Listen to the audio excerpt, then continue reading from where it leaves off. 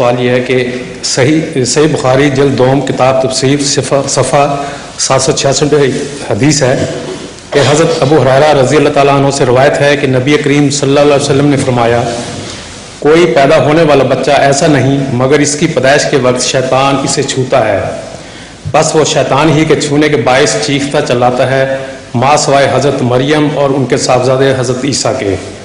اس کے بعد حضرت ابو ہریرہ نے فرمایا کہ اگر تم چاہو تو یہ آیت پڑھ لو وَإِنِّي أُعِيذُهَا بِكَ وَذُرِّيَّتَهَا مِنَ الشَّيْطَانِ الرَّجِيمِ،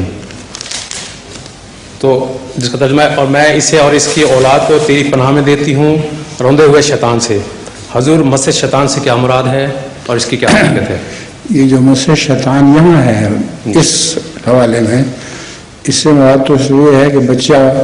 تکلیف محسوس کرتا ہے اور تکلیف کی وجہ سے روتا ہے، اور یہی وجہ ہے رونے کی، ورنہ شیطان عملاً بچے کو چھوتا نہیں ہے۔ وہ شیطان جو آپ کے ذہن میں ہے وہ رسمی شیطان،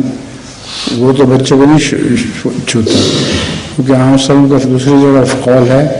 کل مولود یولد علی الفطرت ہے کہ ہر مولود فطرت کے اوپر پیدا ہوتا ہے، اور فطرت اللہ تعالیٰ کی فطرت ہے، تو اس لیے یہ وہم ہے کہ شیطان واقعتاً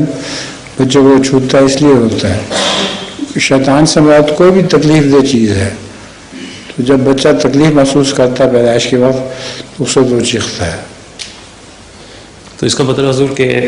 حضرت مریم اور حضرت عیسیٰ علیہ السلام، میں یہ کہہ رہا ہوں اب یہ بات جو آپ کہہ رہے ہیں یہ ناجائز ہے، ناممکن ہے کہ رسول اللہ صلی اللہ علیہ وسلم کی دفعہ تو شیطان نے چھوا ہو